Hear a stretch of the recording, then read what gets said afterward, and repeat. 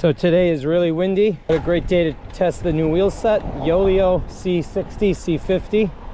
Let's check out the crosswinds and into the headwinds and overall how they feel. It's a lovely day.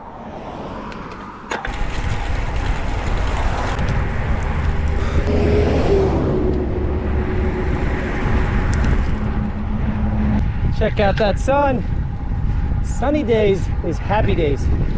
I'm not feeling the crosswinds. I think that's a good thing. Let's pass a flag and see which direction the wind is really blowing. As you can see from that flag, the wind is going exactly across from the right to the left, and it is wild, and I don't feel any crosswinds. That means these wheels are sweet. Nice.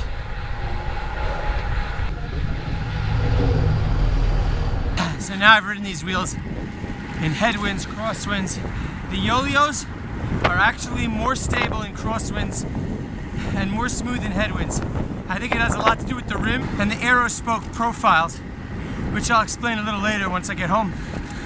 The only trade-off that I can think of against the 9 Velo is comfort. I guess, I'm not sure if it has to do with the stiffness of the wheel. Probably more likely has to do with the width. As I said in my last video, the GV45s are a whole 1.5 millimeters or millimeter wider at the very edge of the rim. And so what that does is that just bulges out the tire to be a full millimeter or 1.5 millimeters wider than they are with the Yeoleos, the same tire. And of course, that's going to absorb more road chatter.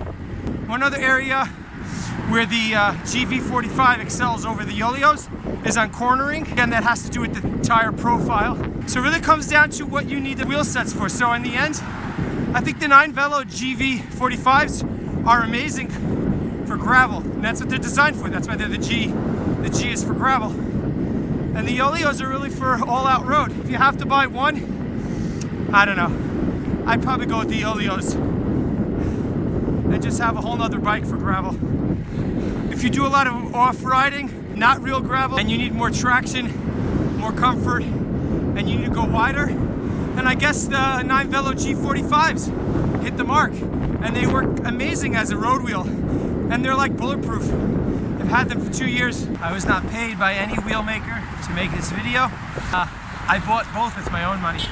Just don't tell my wife. It's a windy day, but at least now I get a tailwind. So there's this one upgrade that you can do. We don't proselytize. The wheel has to want to change to be Yeoleo. And so the way you do this is simply, you just take a magic marker, a mic pilot. If I can get this one better.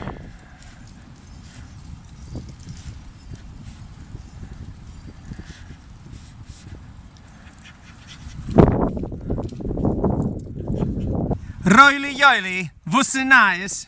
So if I can explain the difference like this, you have the 9 Velo and you have the Yeoleos. 9 Velo, the spokes are like this. The Yeoleo spokes are like this. I guess when there's wind coming at this direction, it makes for a little bit more imbalance and unpredictability.